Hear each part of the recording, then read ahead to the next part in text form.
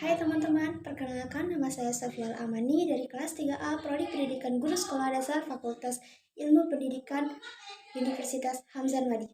Di video kali ini saya akan membahas mengenai epistemologi. Baik, langsung saja, epistemologi merupakan ilmu yang mempelajari tentang teori dan hakikat dari pengetahuan. Sedangkan hakikat dari epistemologi itu merupakan gabungan dari dua cara berpikir, yaitu secara empiris dan rasional. Kedua cara berpikir ini digabungkan untuk menemukan suatu kebenaran dari suatu pengetahuan. Sebab epistemologi, ilmu pengetahuan, memanfaatkan dua kemampuan manusia, yaitu pikiran dan indera. Oleh sebab itu, epistemologi adalah usaha untuk menafsirkan dan membuktikan keyakinan bahwa kita mengetahui kenyataan yang lain dari diri sendiri. Usaha untuk menafsirkan adalah aplikasi pikiran secara rasional, sedangkan usaha untuk membuktikan adalah aplikasi untuk berpikir empiris. Baik, tadi sudah kita mengetahui pengertian dari atau hakikat dari epistemologi itu. Selanjutnya kita akan membahas mengenai aliran-aliran dari epistemologi. Aliran-aliran dari epistemologi itu merupakan cara untuk memperoleh suatu pengetahuan. Gitu. Ada banyak sih aliran-aliran dari epistemologi, tapi ada beberapa yang saya akan bahas seperti yang pertama itu ada namanya aliran rasionalisme, terus ada namanya aliran empirisme, positivisme, skeptisisme, dan aliran pragmatisme. Yang pertama itu ada namanya aliran rasionalisme, di mana cara memperoleh pengetahuannya itu berdasarkan akal pikiran. Oke, di sini untuk mementingkan akal pikiran untuk memperoleh suatu pengetahuan, lebih ke cara berpikirnya untuk memperoleh suatu pengetahuan.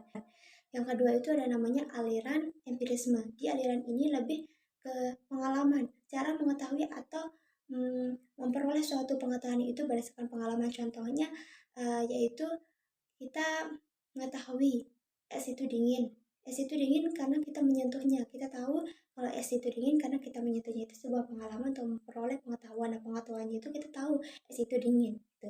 Selanjutnya ada namanya aliran positivisme, di mana aliran positivisme ini yaitu cara memperoleh pengetahuannya itu berdasarkan fakta, harus ada bukti gitu. Cara pandang untuk memandang alam pengetahuan itu harus berdasarkan sains, ada buktinya gitu, ada fakta.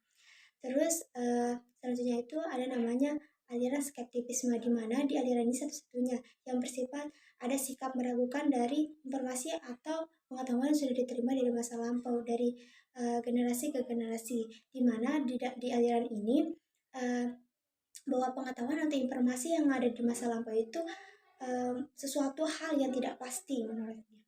Oke, selanjutnya itu ada namanya aliran pragmatisme, di mana aliran pragmatisme ini cara mengetahui pengetahuannya itu berdasarkan apa gunanya pengetahuan tersebut atau manfaatnya, sehingga dapat dikaitkan sebagai sarana untuk sebagai suatu perbuatan.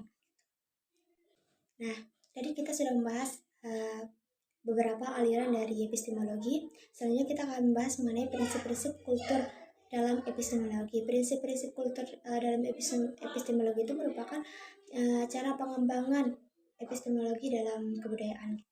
Terus yang pertama itu ada namanya prinsip humanitas.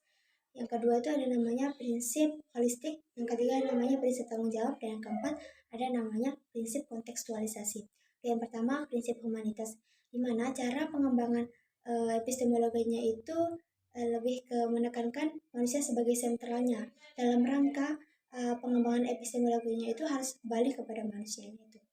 Oke, selanjutnya kita ke prinsip yang kedua, yaitu prinsip holistik, di mana dalam pengembangan epistemologi itu teori ilmiah yang diuji itu tidak dapat dipisahkan oleh karena satu tes teori itu bergantung dengan teori-teori yang lainnya. Yang ketiga itu ada namanya prinsip tanggung jawab.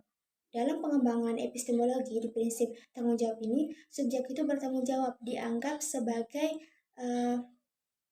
penyebab dari berbagai akibat yang terjadi gitu. Subjek itu bertanggung jawab untuk dimintai penjelasannya dan akan bertanggung jawab untuk menjawabnya. Terus ada namanya prinsip kontekstualisasi, di mana prinsip kontekstualisasi ini menekankan atau berdasarkan nilai-nilai kebudayaan yang ada pada masyarakat setempat. Menekankan pada suatu proses kultur yang berakar pada dasar kebudayaan adalah sebagai suatu proses di mana suatu proses itu merupakan imajinasi kreatif manusia sebagai masyarakat. Baik, tadi sudah kita membahas tentang prinsip-prinsip. Selanjutnya, apa sih fungsi epistemologi dalam pendidikan? Ya, mestinya fungsi dari epistemologi itu merupakan penting bagi pendidikan ya. Fungsi dari epistemologi itu penting bagi pendidikan karena epistemologi itu untuk membenarkan suatu pengetahuan, memvalidasi kebenaran dari suatu pengetahuan dari menggunakan metode-metode atau cara-caranya gitu. Sehingga akan mempermudah manusia agar tidak tersesat di dalam suatu kebenaran pengetahuan yang belum pasti. Sekian dari saya, hanya itu yang bisa saya sampaikan. Semoga bermanfaat. Assalamualaikum warahmatullahi wabarakatuh.